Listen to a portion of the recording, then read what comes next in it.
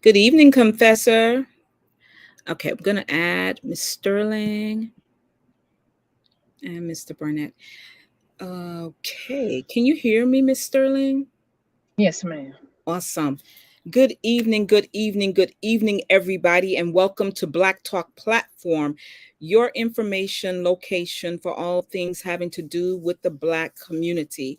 Tonight is a very special show, and yes, of course, I say that every time I host a show, but this one has special significance for me in that I have done a lot of work in.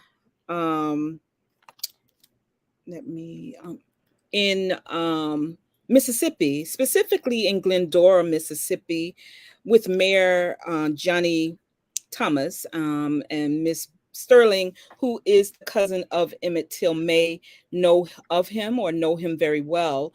I've been working in Mississippi with him since 2017, and he's given me a wealth of information about Emmett Till. And so to have this opportunity to interview Emmett Till's cousin, Miss Priscilla Sterling, this evening is an honor, even though her fight is a good fight. And she should know at the onset that I am here to support her and her family in their pursuit of justice for Emmett Till. And so, welcome this evening, Miss Sterling. We are so happy to have Thank you.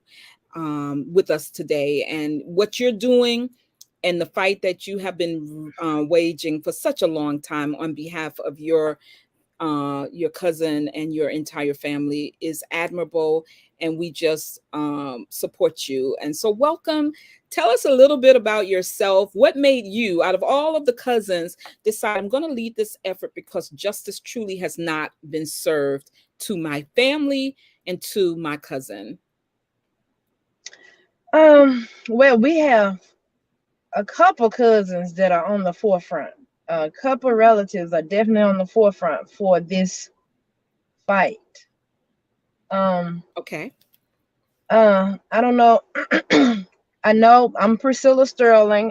We have the Emmett Till Justice for Families here in Mississippi, and I just want to go back and let the people know, for those that don't know Emmett Till and what happened to Emmett Till, because you throughout life is so strange that some people have never heard of Emmett Till and what happened, and you run into those types of people. So first, Emmett had come to Mississippi to visit Uncle Moses, who's a sharecropper in the Delta, and he made it here on a Saturday, and it was a Wednesday when they actually went to Bryant's grocery store in Money, and that's when the ordeal happened with him whistling at Carolyn Bryant.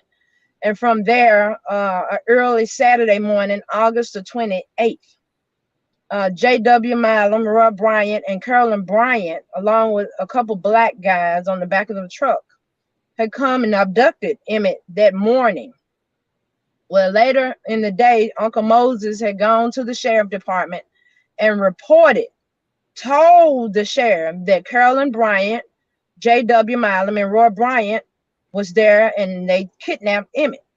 Well, August 29th, J.W. Milam and Roy Bryant was picked up and charged with kidnapping and put in jail. On the back of the warrant that was found, it had Carolyn Bryant was nowhere to be found. They could not find her.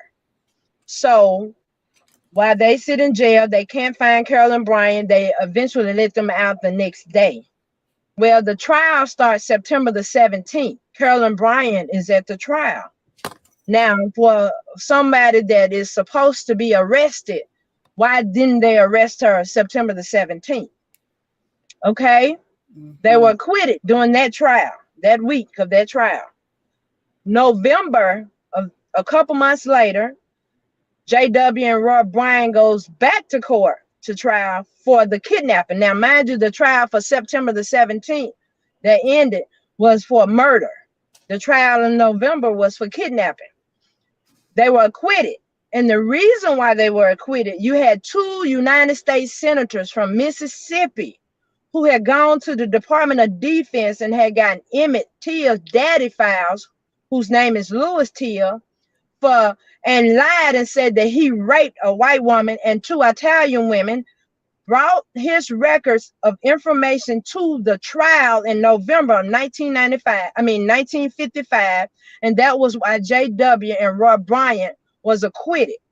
And we feel like there's no way two United States senators that sit with the President Eisenhower at that time, why would they be involved in coming to a trial in the state of Mississippi to defend Roy Bryant and J.W. Milam and Carolyn Bryant? And that's why we feel that Carolyn Bryant was never intended to be arrested. Never, because these ties go deep into the Ku Klux Klan. J.W., Roy Bryant, Carolyn Bryant were members of the KKK, White Citizens Council. James O. Eastland was a member of the White Citizens Council. So you have all these ties that's going to make sure and look out and protect their own. And that is the problem that we're dealing with right now, for the reason Carolyn Bryant was never picked up, charged, or arrested. And J.W. and Roy Bryant was acquitted of murder and kidnapping. When the arrest warrant, when J.W. and Roy Bryant admitted to kidnapping Emmett and released, Carolyn Bryant should have been there and charged with kidnapping as well as murder. And she's out right now. And that's the reason why we're holding a rally on Thursday, the 28th, to say arrest her. If it has to be a citizen's arrest, and we plan on going to the house. And once we get there, we'll have the sheriff come and pick her up. Wow. Well, the village stands with you and your family. The village stands with you and your family.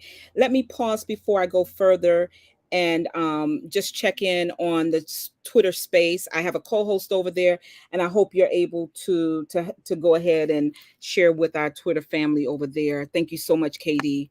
Yes, ma'am. What happened to Emmett Till, audience? I want to thank everyone for joining us tonight. We won't rest until justice is gotten for Emmett Till, Miss Mamie Till, for Miss Sterling, her other cousins, their entire family. And that is why we are happy to participate with this media blitz. Now, can you tell us a little bit about what happened in North Carolina a couple of weeks back when you all tried to serve the warrant that was, well, actually, let me not jump ahead. So Miss Sterling has set it up for those of you who are not familiar with this horrific case in our history here in the United States as Black Americans. These type of things continue to happen and did continue to happen even after Emmett was murdered as he was. And it continued to happen in 2022. And we want to help them pursue this justice because we want to send a strong message to those who love taking pleasure in harming Black bodies that enough is enough and we're not standing for it anymore. When you all marched down to where she now lives, Carolyn Bryant, can you talk a little bit about that and the outcome that was subsequent to this gathering that you all that you led?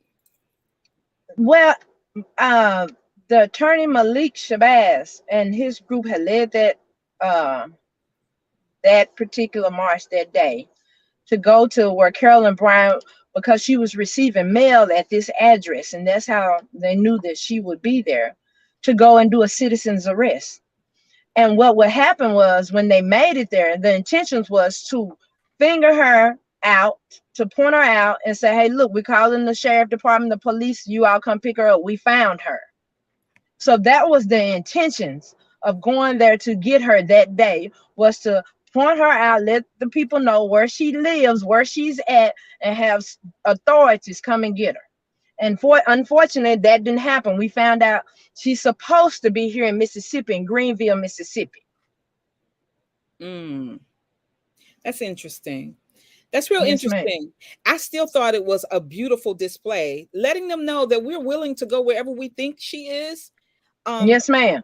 You know, I feel like this. I know that some people say, well, she's 89. Don't pursue her because she's an old lady. Listen, I see a whole bunch of old ladies and old men all the time, and they're just as hateful as they were when they were young. And so it's not even really about how she is now compared to how she was then. It's really about justice for Emmett Till. I understand that she's actually making money. You know, she's written a book or something. How insulting is that? That she is able to make money off the blood of your relative. That's right. And that's right. And that's another thing I want to say. When people say, oh, she's in her 80s. Imagine your 14-year-old child supposed to be at home playing video games or going outside to shoot basketball with his friends, and he never gets that opportunity because some racists come to the house and take him out the house in the middle of the night. You can imagine how a mama or relatives feel that your 14-year-old child is out in the backwoods somewhere riding around, and he's screaming and hollering, wondering, where is my mama? Where is my family? Is my uncle, my dad, is somebody?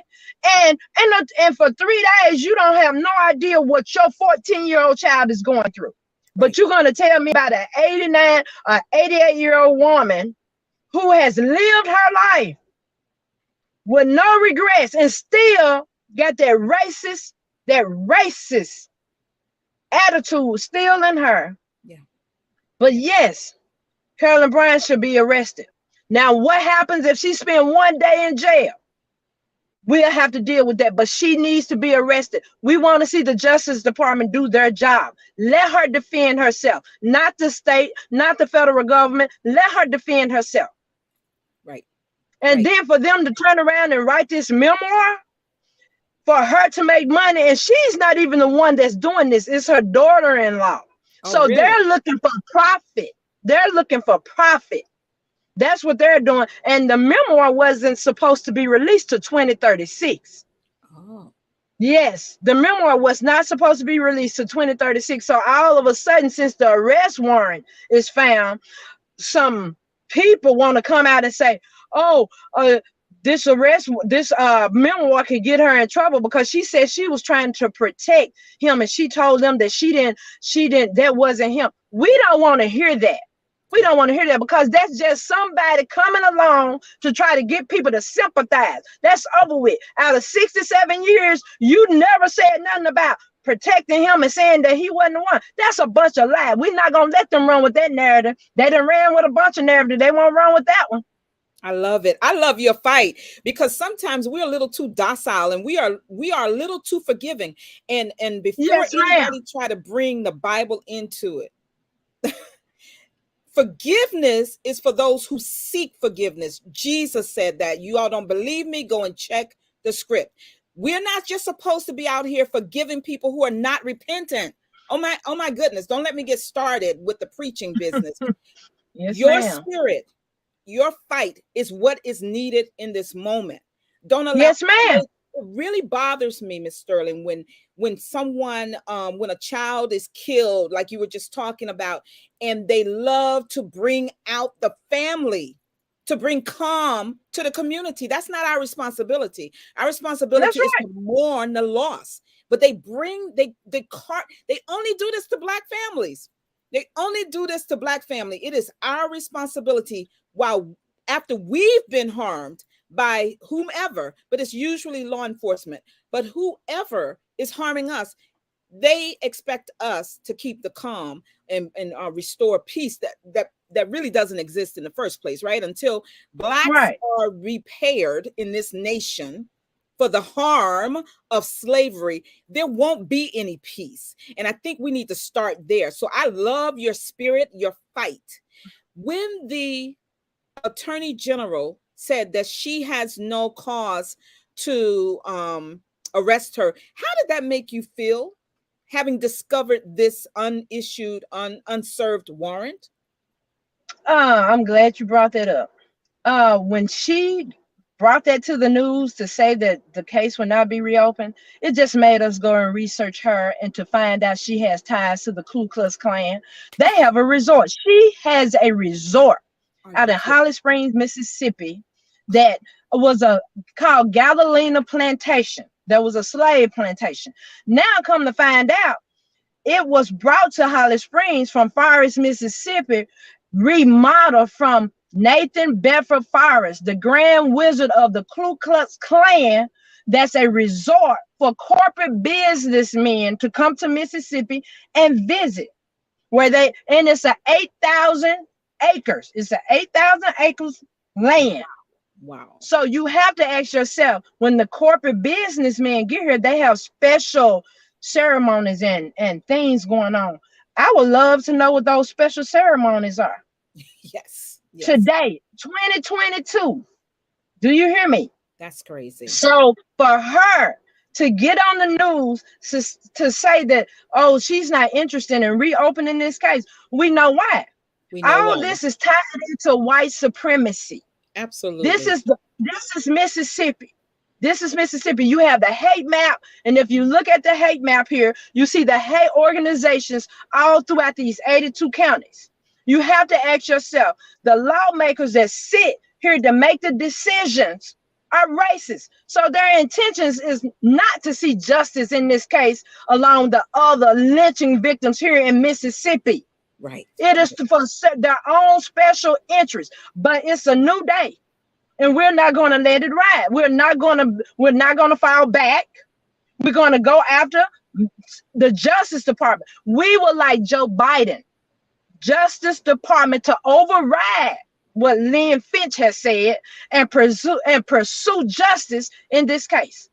It's no longer about Lynn Finch. And see, Mississippi has a history of doing interposition. It's called interposition law, whereas they don't recognize Supreme Court rulings or federal rulings here in this state. They do their own thing. They have always done that. That needs to go away. We need federal jurisdiction from Washington, D.C. down here to overlook and come in here and overlook these laws. Look into these other, besides Emmett's murder, look into these other lynchings. Right. That's what needs to happen. And that's what people are not doing. They're not challenging Mississippi and the racists that come here purposefully to get away with breaking these laws. We need justice. You're absolutely right. There needs to be justice. And I'm just glad that you are up for the fight. Now, I did get a snippet, and I'm going to bring our other guest in just a couple of minutes. I got a snippet of the rally to try to do the citizens arrest. And I was so impressed with your attorneys. Can you speak a little bit about them and what made them become interested in your fight? And in this case, because justice has never been served. And it's like, for me to tell you, the black media, it is strange. The black media, we have to come to you all to get this information out, because they don't want to hear us talk about United States Senator James O. Eastland, United States Senator Stennis, how they obstructed justice by getting into this case and bringing information back.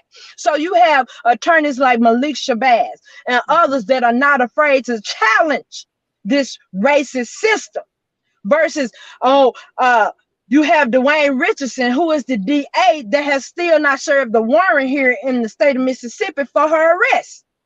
So you have to have people that's going to come out for the fight to say, hey, look, do your job. If you don't do your job, the people elected you for this position. Right. You're not going to do your job as an elected official. Election is coming up this year. Hey, look, step down, because we're going to vote you out. And we're going to do some grassroots efforts to vote you out. I love it. I love it. Like, you have people like Malik Shabazz and others that's going to say, hey, look, no, we're not going to stand for that. We're going to use the laws to get you out. That's right. That's right. May I ask you, is Dwayne Richardson a black man? Yes. Wow. Okay. Yes. Wow. And before you called me, I was talking to one of the senators here, and he told me and Malik that they are putting pressure on Dwayne Richardson right now to go on and serve this warrant because election season is coming. And he's up. So you just go on and do the right. You go on and do the right thing and let them deal with whatever they're gonna deal with, whatever they come with. You just do your part. Just do your part, and the rest will Just do your work its part. way out. Yeah. Do your part. It's a shame that you should have to push him to do his job, right? But if that's the case, that's the case. And I'm glad you all are doing it. And so let's talk about the rap. Well, let me bring Mr. Barnett on because I believe he was down there when they did try to serve the citizens, do the citizens arrest of Carolyn Bryant. Yes, ma'am. He All was right, there. let's bring him on. You've been so patient back there. Welcome, Mr. Barnett. Thank you so much for being here with us. Mr. Barnett is another activist. Miss Sterling, you know, you've just become an activist vicariously trying to do some work on behalf of your family. And so you're picking up a lot of colleagues and friends, and Mr. Barnett is one of them. Yes. How you doing? How you doing, Priscilla? Mr. Barnett, hello, Mr. Barnett. How you doing? Go ahead. Good. Looking forward to meeting you. We'll be in Mississippi soon. Good. Look forward to it. Look forward to it. Yeah, most definitely. Awesome. Tell us a little bit about yourself and your organization, Mr. Barnett. Well, my brother was shot by my cousin over an argument over a pair of tennis shoes in '94. In '95, I went to the Million Man March, and I can still hear Farrakhan screaming to us saying, "Write one brother in prison." So I came home and started writing my brother's killer in prison, my own cousin. A few years after that, I wrote Reverend Sharpton in jail around the time he lost all his weight. And he wrote me back because he was in jail at the time for a 90-day demonstration. Well, it was a demonstration. He stayed in jail for 90 days. So I wrote him in New York City because I was trying to join something as it relates to civil rights. And then after that, I started working with the National Action Network. And then in '08, I resigned and just read a book about Dr. King going full-time in civil rights after 7 days of Rosa Parks being denied a seat on the bus. And so I said, I'm gonna go full-time as well. Since then, I'm glad I did. We're now in 17 states. We have access to 32 lawyers. We've been blessed to get 33 people out of jail and prison. And one that stands out is Timothy Taylor in Charleston, South Carolina. You got to Google the story. Black man with one arm accused of kidnapping a white girl, raping her, killing her. And then since they couldn't find the body, they said that he threw her to the alligators and the alligators ate her up. This is in Charleston, South Carolina. This black man has one arm. I dare you to Google this. It's Timothy Taylor in Charleston. It'll pop up. Blue-eyed white girl named Brittany Dresden. This is in '09. So I prevented him and stopped him from going to prison. And after 13 years of his family being just like Mississippi, South Carolina is worse too. South Carolina's number 3 with the most blacks in jail. Louisiana's number 1, 71%. Know the numbers. California has 150 men in prison, 150,000 men in prison. When Dr. King was alive, there was 300,000 men in prison, 320,000. Today, it's 1.6 million. Mm-hmm. So we have his dream is a nightmare. So Timothy Taylor, we was able to get him out. So 13 years later, the white man that actually did kill the white girl just confessed on my birthday this year, May 11th. Wow. So ironic that I fought to get this man out of jail for a whole year. I fight the federal feds because he was in federal court to go to jail for killing this white girl he didn't know. And we prevented him by doing I did court patrol, something Reverend Sharpton taught. So I took 60 people dressed in black to court. And we intimidated the whole courtroom. The judge didn't even come out the chamber. He asked for a continuance, and then later he dismissed the case. Wow. So part of civil rights is very important that you be dramatic. Reverend Sharpton, again, I keep quoting from him, but he said that James Brown said, in order to expose crack houses in New York City, you got to be loud and you got to be dramatic. So when you think about James Brown and Ric Flair and Bobby Brown and Tupac and Rush Limbaugh, those guys were loud and dramatic. That's why we can't forget Muhammad Ali, the Rumble in the Jungle, you know? So going to Carolyn Dunham's house, I can't wait to go back this Thursday. We got a most wanted poster that we're going to be displaying and passing out flyers throughout the entire city of Raleigh. Because, you know, I heard she's in Mississippi and we heard she's in Raleigh. So wherever she is, just like the government look for our black boys, we're going to be looking for her in that same manner. If they can, that's right. If they can knock on our front door and back door with guns and you know, and mace and the whole nine, then we should have that same right to find someone who killed Emmett Till. Absolutely. I wasn't alive when Emmett Till was alive, but I learned from an old wise man that he said that innocent blood cries from the grave. That's and right. Even if it's 70 years later, what is the timing on this? Justice Department closed the case December of last year. They fined a warrant 2 months ago. We bum rushing Miss Dunham's so-called residence. We're gonna do it again on Thursday, whether she's there or not. We're gonna keep knocking because the first residence at 8800 Stockbridge, she didn't answer the door. But to know that after 70 years, now watch this. That's why I call this divine intervention. He got a movie coming out. Emmett Till has a movie coming out in October, and I heard he's getting an Oscar buzz. That's what a guy that's with this documentary that wants to come Thursday.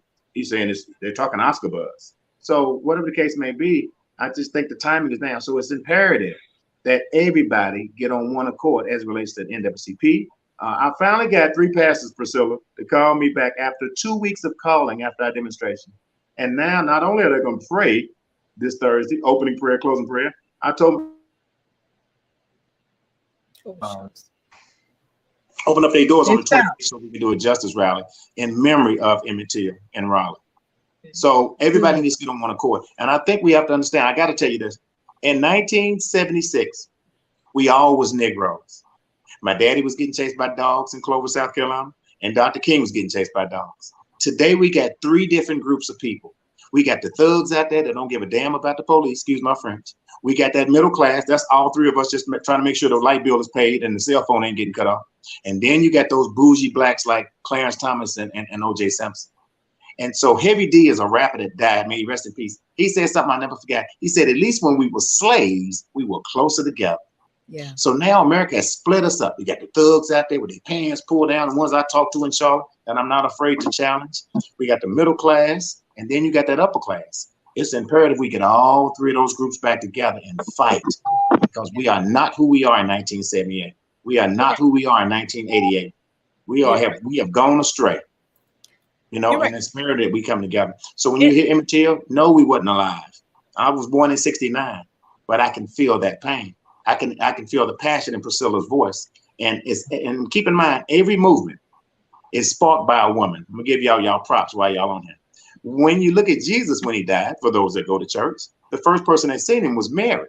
Yep. When I went to Gina 6, the people that was calling Reverend Sharpton and Michael Basin was the Gina 6 mothers. When you look at Trayvon Martin case, it's a mother that always opens up the movement for these men, some lazy, some not, to get their asses up and do something. Rosa Parks, if it wasn't for her not sitting in the back of the bus, Dr. King would not have existed. He went full time in civil rights 7 days after Rosa Parks was denied a seat on the bus. So as Priscilla screamed, all she needs to do is scream, and it's up to us, me, Malik, the Black Panthers, the Huey P. Newton Gun Club, the NAACP, National Action Network, Jesse Jackson. We can pull him out of the house. I know he's getting older. And we stand up and rise up and fight against these injustices, because I'm telling you, National Geographic did a study of African elephants, and I'll give it to you in 30 seconds. I know you got this show going on. It's okay. He did a study of African elephants, Priscilla, and what they did was they had the mother, the father, and the baby elephant in the tribe. They would sound this alarm and program the elephants. They would go to the trough and they begin to eat at 5 o'clock. Well, this is what they did. They took the father elephant out of the tribe, right? So when they would sound the alarm, the mother would go eat, and then she would let the baby eat. After 2 weeks, the baby elephants, I call them the young Simbas, took over the tribe. They had full, complete control of the tribe. Not only did they have control, when it was time to eat, they would be so radical, similar to the youth on the streets today, that they would knock over the trough and nobody would eat. After about 30 to 60 days, this is National Geographic doing a study. White folks do studies for a reason. They brought the father elephants back into the tribe. It was said that the young, youthful elephants, hearing the sound of their daddy coming home, they began to back up. And within days, everything was back in order. Wow. We are not going to get no justice for Emmett, no justice for Trayvon, no justice for Michael Brown until the black man in this country get up off his ass and stand up and fight for those that he don't even know. Just stand up. When you had Rosa Parks in that mess, you had Jesse Jackson, Andrew Young, Stokely Carmichael, a.k.a. Kwame Ture. You had Abernathy, and you had Dr. King. You'd have a bunch of women. You'd have Oprah. You'd have Beyonce. You'd have Wendy Williams. You had men. So I encourage these men. I'm thank God that these pastors called me yesterday. We've been calling for 2 weeks to get a black pastor to open up his doors for a justice rally so we can keep Emmett Till's name in the ears of the people on the 28th. Yes. They finally called back yesterday. So I guess my mom will say I'm praising God. So I'm glad that they did that. Shout out to Pastor Nate Cox that opened up his doors. Well, Thank you. we do thank him. We thank him. It certainly shouldn't have to be a 2 week fight to do it, but we thank him, and we'll give him a pass, and not a pass, but I think you hit on something that's I'm always saying. I'm so in awe of you, Priscilla. Your fight, being out there, and just the passion and the anger. We like to take emotions away from Black people, but I'm not. I'm honoring your anger, because you should be angry and you should fight with that same anger. And we all know how to do this. I do believe that the Black men definitely should be leading the pack. I love that study that you just described for us. But until and in between, we'll keep doing what we're doing, ladies. But I always say we got to leave space open for the men to come in and lead. And that's why I was so impressed with your attorneys, and the way the men were just following them, because I think, unlike you and I, we're moms, right? We have a different perspective. We are always cast in this role of praying that our young men get home, our children get home, right? But the brothers, they are those that we've been praying for. And so that made me feel good, seeing how they were leading the charge. So I totally agree with you, Mr. Barnett. But I'm gonna just make it real clear from my perspective, and either of you can push back if you will. I think that it's time that we let up off of just using people like a Clarence Thomas to be the face of the bourgeoisie, because the reality is, this media junket that Miss Sterling is on, MSNBC, they have 3 prominent Black hosts. One is on every night at 7:00. One is they have 4. One is on Saturday morning. One is on Sunday morning. Reverend Sharpton is on Saturday and Sunday. They should be calling her. They should be sending someone down there on Thursday. I'm serious. I'm calling them out. And I appreciate you coming to me as a grassroots Black media outlet. I will have you every time, whenever you say you need me, I'll be there for you. Appreciate Every Black person of note, and we're talking about the bourgeoisie class now, they are that bourgeoisie media. They should be there. They should be on the ground. She shouldn't even have to call them. They should be calling her. They should already know about this rally. And so I'm not about giving people passes. I'm about calling out those who are hindering the progress that we should be getting. And but that's okay, because your fight is not going to be waged alone. We are here. And I like the fact that you have all of these attorneys working with you, Mr. Barnett, because the grassroots organizers like myself, and many of those who are listening right now in Twitter spaces or on YouTube, we need the lawyers for the work that we're doing around reparations, because if they ever are able to capture Carolyn Bryant and serve this warrant on her, that will begin the long journey for repair for the Till family. But it's a long journey that must continue on. And so, Ms. Sterling, can you now tell us, what do we need to do? Tell us about Thursday and how that's looking in your mind, what that is supposed to be on Thursday. The press conference. We really want to focus on looking for Carolyn Bryant to arrest her. We want Dwayne Richardson, who is the DA in Greenville, Mississippi, to serve the arrest warrant, to convene a new grand jury so we can present the evidence that the family have. Not only the arrest warrant we have, but we have another witness who still stays on Bryant's property, a Black man that was there the day that it happened and who possibly took them to the house, who worked for Roy Bryant as his delivery boy. So you have all this evidence that we need to present to another grand jury. And see, this is not only about Emmett Till. We want justice. My family, Mamie died brokenhearted. She did. We, our family is still going through some some emotional stuff when it comes to racism because of this case. But you have other lynching victims right here in Mississippi today. You have the Nick Naylors. You have Frederick Jermaine Carter. You have Raynard Johnson. You have Otis Bird, who was hung with a bag over his head and his hands tied. And nobody has still. See, Crayon Charles in Louisiana, the black boy that was found burnt all up. He went with his white friend and visited him in 2 days. They came, picked him up from the mama's house, went with his white friend up to his trailer, and come up missing in a pond. It looked like he had burned up. Ain't no telling what they did to that child. This was last year. But nobody is willing to challenge these white supremacists. Right. If we do not challenge the white supremacists, if we do not challenge this system, more of our boys are going to be missing and strung up in these woods, and ain't no telling what deer counts or what's going on out here on these properties. That's what the Emmett Till Justice for Families Foundation want to have happen. We want to create oversight committees that have people go out here and investigate these types of cases. Yes. Black people now are having to go back, step back, and go get a green book to travel now because of this hate that has come about. It has always been here, but after Donald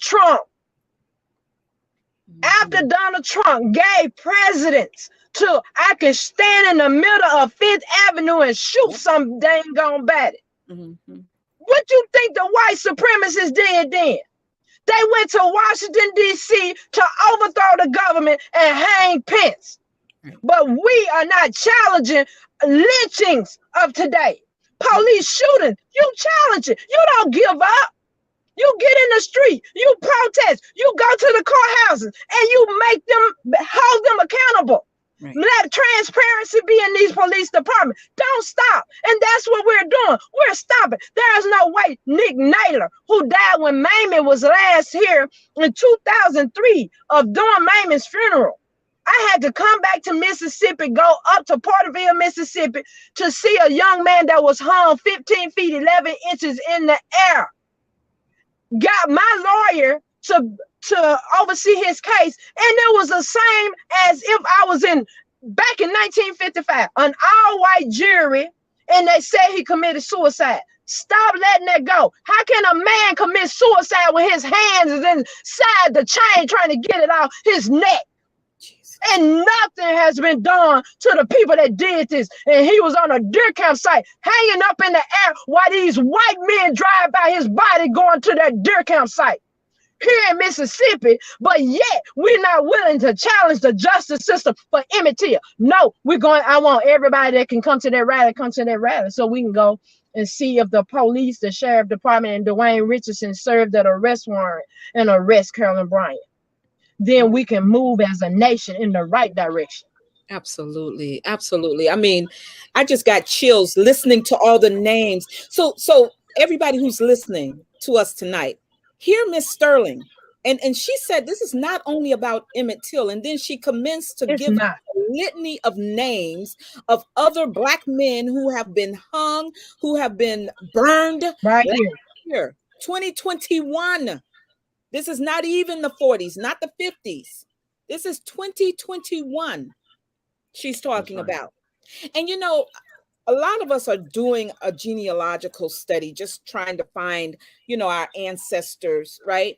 And I meet with a group of my cousins like every other week, and we talk about these things. And so I'm from Alabama, and most people know that they just opened recently, a few years ago, the lynching museum, Equal Justice Initiative. And one of my cousins told me that with all of those names, all of those people represented having been lynched in Montgomery, Alabama, our cousin, we have a great uncle who is immortalized in that litany of names that they memorialized there.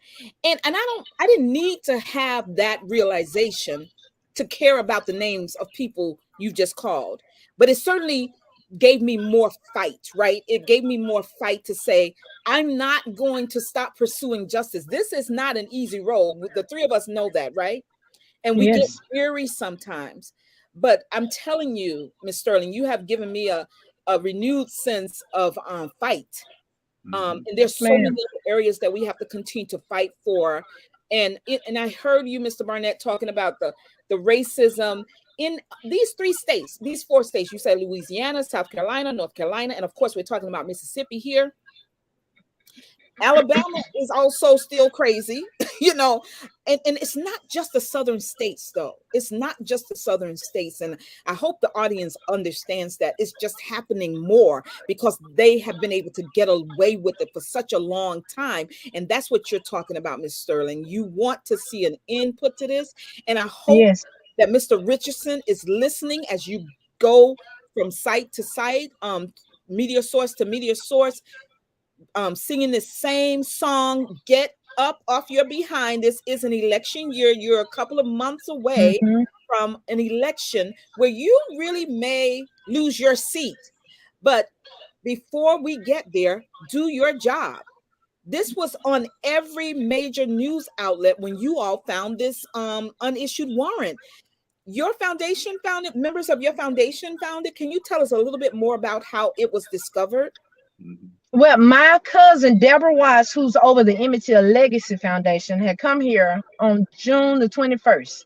We all were supposed to go down there because this was supposed to be a 3-day manhunt.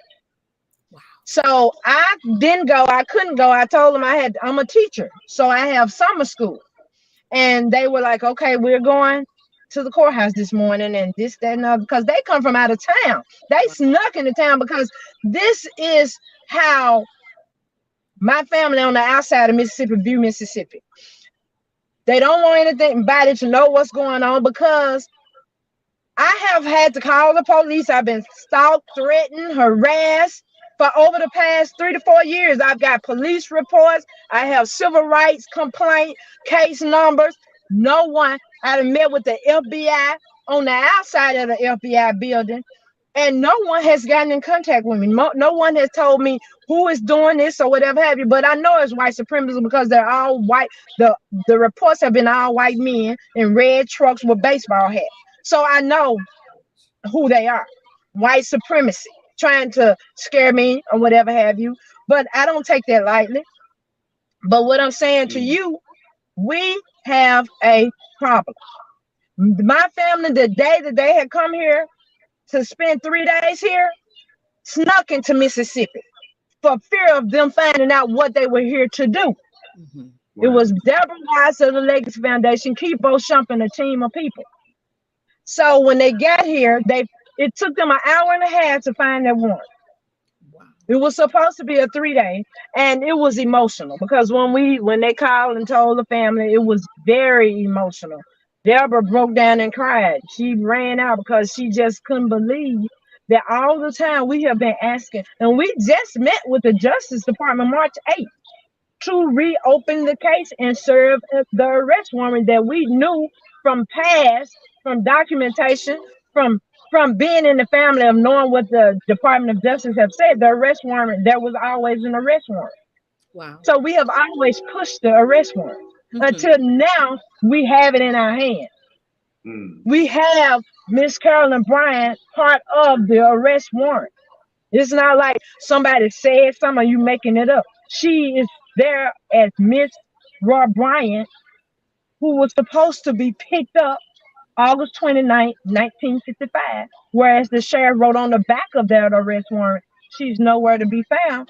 Like I said before, September 17th, she's sitting in trial with her husband. Mm. So this white supremacist system never intended for Carolyn Bryant to go to prison. Right. It's 2022.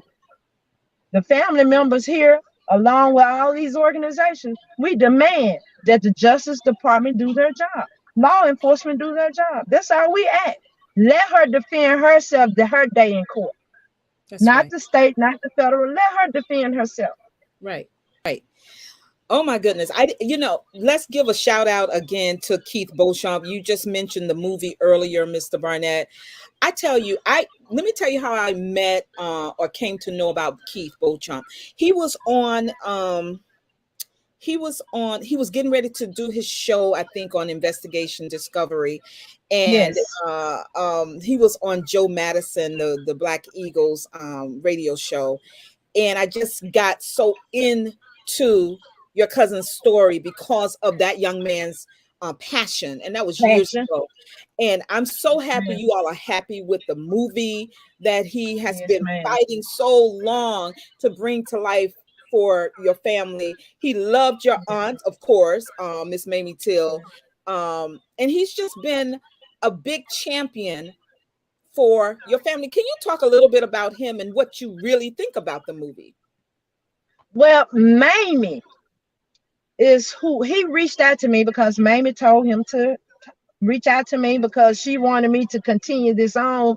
And I'll never forget, she was here in May of 2002. And I was having my own racial issues here in the state of Mississippi. And she was just telling me, you need to be strong enough because I was that. I'm gonna be honest. I used to be this hunkadory type of female that I was, and like most of our young people, I was that person that all that stuff happened way back in the day when Mamie would come here and we would have our family reunions. I was not interested in sitting around them hearing about all this stuff because, you know, that didn't happen no more to me Mhm. Mhm. because I was just that I guess I'll just say lost. I was not woke to the things that were really going on, really. So when I talked to Mamie, and for the first time being around her all my life as a child, when she came here in 2002, I wanted to sit down and talk to her about Emmett. That's when we talked about Keith Beauchamp. After she died, Keith reached out to me, and we became friends. We've been friends ever since then. I was inviting him down with lynching cases here. Uh, I would go out and get the cases, and I say, "Hey, Keith, this happened," and he'll come from New York and investigate and put it on investigations ID. So we have been friends for over 20 years now. Wow.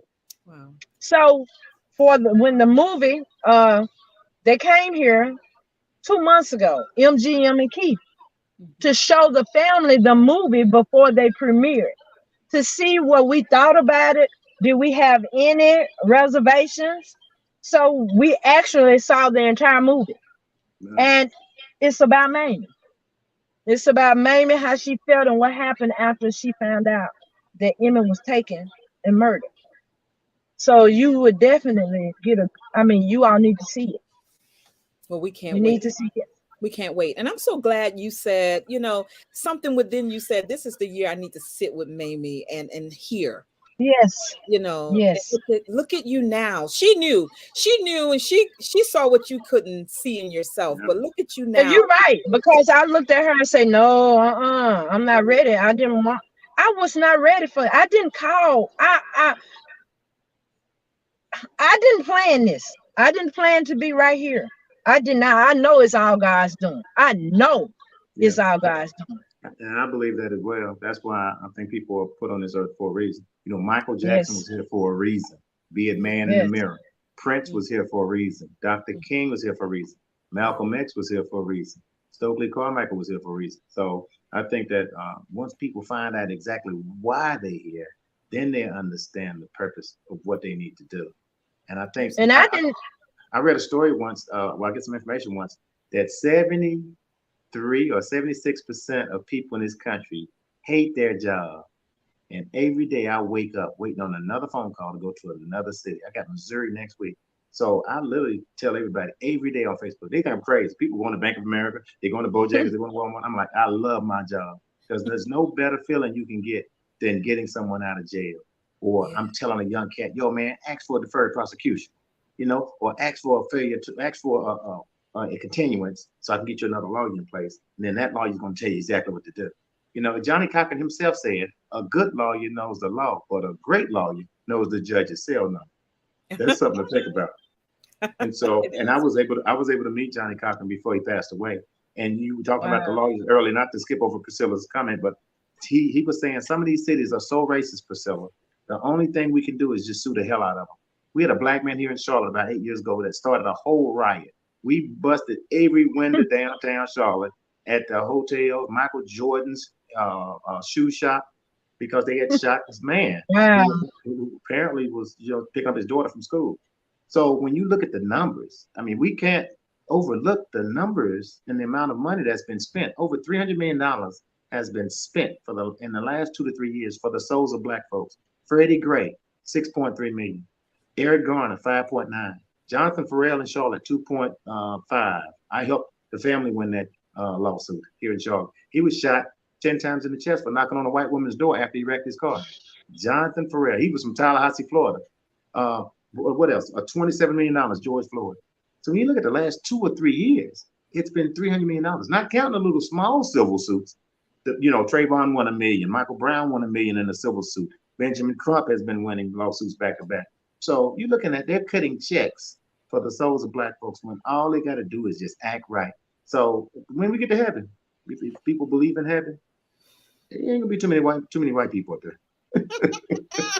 I'm just keeping it real. It's just challenging. That's another show, Mr. Barnett, because we can have that discussion. And back to Priscilla's fear factor. I used to sit at the post office and I found myself eating bagels with white folks. And then I put a cassette tape in around 1994, and we gearing up for the Million Man March. And with that cassette tape, it was the Honorable Minister Louis Farrakhan. And he said something. I hear that dog in the back. Shout out to the dog. And so he said something on the cassette tape that just shook my whole spirit, Priscilla. You know what he said? He said, when white folks walk into the room, he said, you lose all your power like kryptonite, Superman. He said, when they walk into the room, you start acting white, you start talking white. And that day, sitting in my car at the post office, I said, I was not going to eat no more bagels. I'm going to eat me a biscuit with some jelly and butter. Y'all know how we eat. And I'm going to make sure I represent myself as a black man. And ever since then, I've been the blackest Negro on earth. And I'm proud of it. That's so. But I live in New York. We eat a lot of bagels. Okay. But I'm from Alabama, so I love my biscuits. No, I just wanted to be cute right there. But it's true. And I love that. I think a lot of people need to think about kryptonite. It's kryptonite. When we get America groomed us to go to school, get a college degree, and come work for corporate America. We're going to bring you right in and give you a big fat check. You cannot lose your soul. You cannot lose your soul. Michael, Prince, all those guys died of drugs, but there was something else behind closed doors we didn't see. So there's nothing like being at peace when you wake up in the morning and knowing you're doing the right thing and knowing that you're not controlled. Control is vicious. And when somebody can control you and tell you what to do, it's not a good look. Not a good look. That's right. That's real good. So listen, we want to stay in contact with you, definitely, Mr. Barnett. I didn't know about you before tonight, but I'm glad to meet you here. And if you don't have a chapter in New York, let's see if we can get one of those up here. But we certainly want to have that connection to remain. Miss Sterling, you are just fabulous. I'm sorry you all are having to fight so hard, but I also am so happy that you're not just fighting for Emmett. You're fighting for all of our young men. You're fighting for all of us. And I love it. I love it. Yes. Let's get the address. Let me stream the address up here for people to come through on Thursday. Can you just share that with me? It's on the flyer, everyone. If you saw my promotion for tonight's show, the flyer is the information there. But for those who will be watching this broadcast later, I want to stream the location. I'm having lighting issues here. Can you give me that address? It's in Greenwood. Can you just give it to me, Miss Sterling? I don't have the flyer.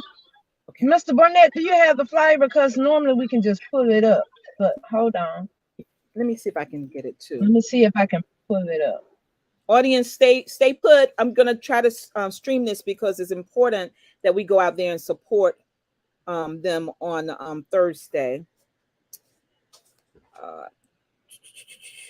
It's the Greenwood, Mississippi Courthouse under the jurisdiction of DA Dwayne Richardson. 3600 Baldwin Road, Greenwood, Mississippi.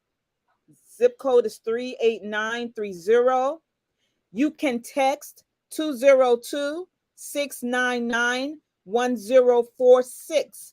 If you don't watch this broadcast and get the information, they will be there at noon this Thursday, July 28th, Greenwood, Mississippi Courthouse, under the jurisdiction of District Attorney Dwayne Richardson, 3600 Baldwin Road, Greenwood, Mississippi, 38930. Text 202-699-1046 for additional information. I'm going to stream that across the bottom. I really want to encourage everyone to share this in your social media. Do not allow Miss Sterling and her family to stand alone. They need us all. Miss Sterling, if I had known in advance, trust me, I would have been there with you. As I said, I've been, working with Mayor Thomas. Do you know Mayor Thomas from I met him through meeting him from going to the tours down there.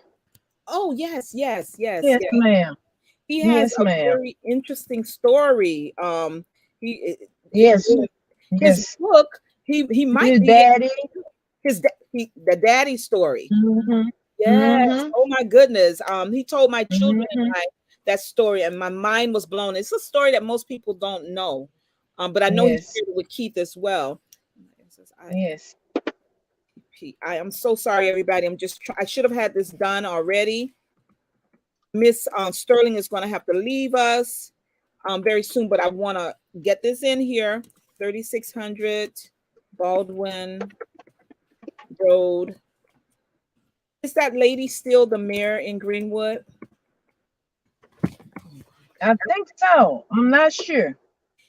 And I noticed something when I was there, right? The last time I was there. It wasn't the last time I was there. It's interesting. Your battle is a strong one, because I remember meeting her. I was with Mayor Thomas. We were at some restaurant, I don't know, Denny's or something like that. Mm-hmm. And while the people who were there, they knew the mayor from Glendora, Mayor Thomas. Mm-hmm. And they were very respectful to him. When she came in, that's her colleague, right, from another town. Mm-hmm. This was my assessment. Mayor Thomas may have seen it another way, but my daughter was, I believe, 16 at the time, or maybe 15. I'm not sure, but she noticed it, right? While those men who spoke, they were Black, spoke to Mayor Thomas very nicely, when she came through, they were about to fall over out of their seats to be so nice to her. And she didn't, in my opinion, treat Mayor Thomas like an equal. I know Greenwood is bigger. That's the big city, so to speak. I'm just, that's why I am heaping praise on you, because you're not only fighting the white supremacy in whiteface, you're fighting white supremacy in blackface also, because I've seen how they pay us a different deference to white people down there than they do to Blacks. And so your fight is a big one. And yes, ma'am. And you have to remember, Mississippi led the nation, the United States, in lynchings. Yes. So Mississippi has a history. That's the reason why, when I say the Justice Department, Joe Biden's Justice Department needs to overlook or override what Lynch Fitch had to say, it needs to start with the Justice Department here in the state of Mississippi. And not this Justice Department, Washington, D.C. Justice Department. Absolutely. I mean, I hope that he will do that. It's an election year for his people too. It's an election year for Black people, not Black people, but for the Democrats too. Yes, so just like it is for Richardson, it is for his people too. May I ask you this one last thing, because I know you have to go. Were you pleased with that lynching bill? Are you pleased with that? I mean, It's a bill, but were you As okay?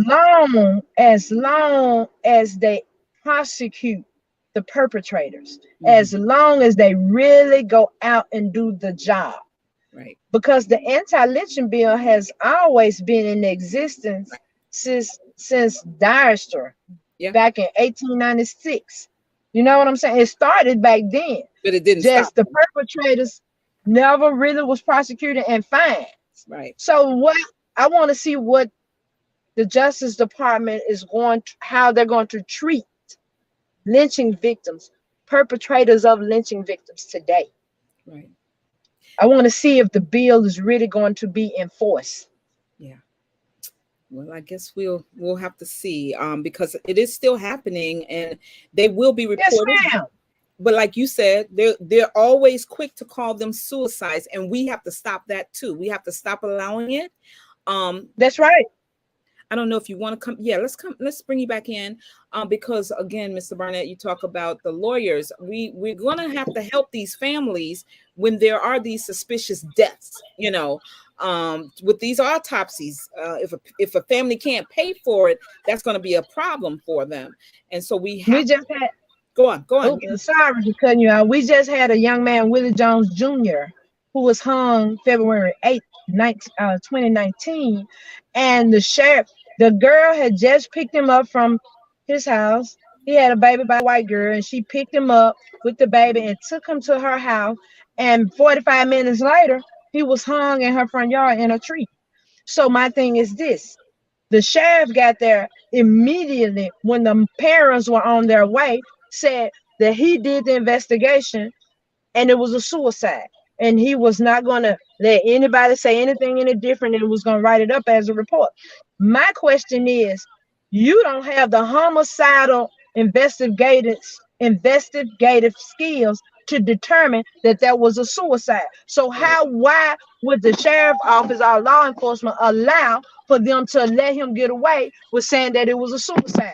And that's what Exactly. happened to a lot of cases Yeah, is they say it's a suicide and nobody goes back and challenge it, or go have rallies or have people that can investigate go and say, hey, heck no, that was not a suicide based on all the evidence around the case. You're right. exactly right.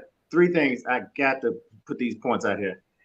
I attended James Brown's funeral, and I sat right behind MC Hammer and Michael Jackson. My breath left my body when Michael Jackson came in. But my point is this: I walked past James Brown's coffin, and I seen that it was 24 karat gold. And I said, wow, I wonder how much did that cost? And now later I think I read it was like 183,000, whatever the price was. This is what I'm getting at. Number one, it's imperative that Black folks understand that when someone is killed, let's say it's a homicide or alleged suicide, we depend on the police to put their inexperienced GED, Bubba, chewing tobacco, detective in place to oversee a case that may be his second death, and he has no experience. What Afro Americans have to do, Black folks have to do, is number one, quit spending all that money for the funeral, as I talked about that coffin earlier. And there was a case in Rock Hill where a guy mysteriously got put inside of a van. He had bruises on his feet and his head. And now a white lawyer out of South Carolina that I put in place, you didn't miss much, Priscilla. I'm talking about Black folks spending money on funerals and not on a private investigator. I got a private Yes, investigator for this yes. family in Rock Hill. His name is Cedarian Crow. That's his name, Rocky. I got to send you a story. He was beat up inside the van by the police. They took his body to Charleston and they did their own autopsy and brought half the organs back. I told the family, do not spend those $3,000-$4,000 for the funeral. Give me $2,500. Let me go to Boone, North Carolina, and let me put in place a private investigator. Thank God I did. And I'm sorry, and I put in an autopsy. We got an autopsy report. When we got the autopsy report back, we seen bruises on his head and his feet. I asked the autopsy guy, I said, where did this Black man get markings on his feet at? He said he probably was kicking them, John. So now we have a pending suit, and the lawyer just called me last week and said the lawsuit's looking really good for the family. Wow. Now, what if they had to spend $4,000-$5,000 on the funeral and not $2,500 for the private investment, for the autopsy? Autopsy. So there's three things Black folks got to understand when they have these mystery deaths. And you know, my grandma used to tell me something. My grandmother raised me in the humble streets of Clover, South Carolina. all right, 20 minutes from Charlotte, North Carolina. And she used to tell me something look like a snake, something crawl like a snake, and act like a snake. At the end of the day, it must be a snake. It's a snake. So black folks got to understand, black folks got 3 numbers in their phone, hypothetically speaking. They got their dentist number. They can tell me when the last time they hit their tooth, because when you got a tooth, you're going to go to the dentist. You might not remember his name, but he saved your life and that pain that you had. They have their doctor's number in their phone. You remember your last pap smear, lady. You may remember you had the flu or COVID-19. And they might have their pastor's number in their phone. There's one number that's missing from black folks' cell phone. It's a lawyer. Think about that for a minute. You can pull up your doctor's number right now for your next appointment. You can pull up your dentist number. You know his name because he's a good guy. And you maybe have a pastor's number in your phone. Nobody has a lawyer. Tupac and Mike Tyson had Johnny Cochran on speed dial. Yeah. So black folks got to get lawyers in this country. We living in a country that's not our own, and they don't want us here. And even Dr. King said, he told Harry Belafonte, I think I've walked my people into a burning house. Yep. What does that mean? That means that he broke his neck. Harry Belafonte said, Dr. King, what you mean? You don't want the Nobel Peace Prize? We got the Civil Rights Act bill passed. We can vote for the next 40 years. He said, what are you saying? Change everything and reverse everything? He said, no. He said, but I believe that we might have to become the firemen. So what he means by that is that he said, I've walked my people into a burning house. He knew that if he got us in them schools, if he got us in them jobs, if he got us in these businesses and these gas stations, candy stores, that eventually the white man was so crafty that he's going to come up with affirmative action. He's going to come up with, in North Carolina, we got a right to sue. Right? I mean, we got a right to work concept here, which means you got the right to go to work. If you go to work and your shoes is tied, they can fire you and ain't nothing you can do about it. There's no unions here. So they have right to work, those little clauses. So what happened is Dr. King knew that the white man was so crafty, he's going to allow us to come into to this corporate office, but they're going to fire you. Now you got to go to the EEOC. He's going to allow us to come into these schools. But Charlotte last year suspended 10,000 black boys. I'm in Charlotte. We suspended 10,000 black boys, and 2,000 was white, and we only make up 32% of the population. 10,000 black boys. I went to Gina 6 and fought for Gina 6. 2,500 people there. 2,000 white, 500 blacks. That's why them boys were going to school for they was why they were going to prison for a school fight. My point is, when you find a small city, and some of the smallest cities got the biggest problem. We didn't know about Sanford, Florida. We didn't know about Ferguson, Missouri. But those small cities are controlled by them good old boys. And they control things. Gina, Louisiana, the judge said, we don't care what Reverend Shapton and Farrakhan and all them guys say. We're sending these boys to prison for 20 years. Until we went down there 31,000 strong, including myself and all black. And 31,000 people surrounded a city of 2,000. And we was on top of the courthouse eating popsicles and ice cream. We shut the city down. And what happened 2 weeks later? Those boys got probation. There's power in unity, but it's imperative that we get back to these investigations and mystery deaths. Number one, get a lawyer. They won't let me see the video of my son being shot. If you get a lawyer, the civil lawyer has the state bar license to go in there, and they don't give you the video. They got to let him see it in front of the family. Number two, get a private investigator. Don't rely on Bubba with his inexperienced self to do a full I did the investigation. Bubba, you ain't did but 3 deaths in the last 3 years. You in Mississippi. You in Florida. I mean, you in Louisiana. You in South Carolina. You ain't did but 3 deaths in 3 years. We did an investigation and we didn't find anything. Well, how you hang yourself? So what I'm saying, so you have to get investigators, not much, $2,000 in my state. Raise that money on a GoFundMe. Quit buying all in pocketbooks. We are a people so lost. We buying Gucci and Louis Vuitton and watches and gold and red bottoms. Man, Dr. King them is rolling over in their grave. It's imperative we get back to the grassroots of where we was in 1976. It's imperative. Where it was Michael Jackson and James Brown, not Nicki Minaj and Young Thug going to jail. That's not us. We got to get back to that. So in saying that, so we need lawyers, we need private investigators. They go to school, they got a lot of experience. They study more than Bubba do. And they only give police officers become detectives because they got seniority. It ain't like they went to school for it. They just been dealing with more murder cases, so they get accustomed to it. Where there's the bullet, put a marking right there, and then what's the projectile of the bullet? Well, send that body off, and when you get the report, I'll turn it in and make it look like he's doing something. They ain't got no experience in that. You get a private investigator, you get a lawyer, and then the third thing you need to do is get insurance. I'm tired of going to GoFundMes and doing all these visuals and raising money for us not having no insurance. Black folks will pay their cell phone bill before they pay an insurance bill, life insurance. Yeah, those are great tips. Got a to get those two lawyer, things. a private investigator, insurance. I'm always talking about insurance as That's well. right. Those things are imperative. Let me thank you so much, Mr. Barnett. Listen, there's a certainly you're here because you got it through NAASD, and we are big reparationists here. We need attorneys throughout the country, so we really have to stay linked up. I can Okay. plug you into the other reparationists in other states. We need people who believe in the reparations for Black Americans. I love the I fact agree. that you Right. talked about us as Negroes. We're talking about words that separate us so that when we do get our reparations, it will be because we are descendants of slavery here in the United States. There are other organizations in other Caribbean countries and other places taking care of our others, people from other countries. But for Mhm. here, it's time for this country to cut the check. And that's what's been happening with all of the payouts that you were talking about. Those are civil lawsuits. But we already know that this country is stained with the blood of our ancestors. They need to make us, those who are still here, whole. And that's why I'm so happy to join with you, Ms. Sterling, in your fight, your family's fight for justice for Emmett Till. I so appreciate you giving us time tonight, telling the audience about your cousin, because everybody, we assume that's because we're all in the know, right? That everyone knows what happened to this baby. And he was a baby. You at that time, right? In 1955, he was a baby. That's how we see 15-year-olds today. I encourage everyone to go to the National Museum for us down at the Smithsonian in Washington, D.C., and see that exhibit for Miss Sterling's cousin. If you need something more to make you compassionate about her fight and the fight for her family to get justice for Emmett Till.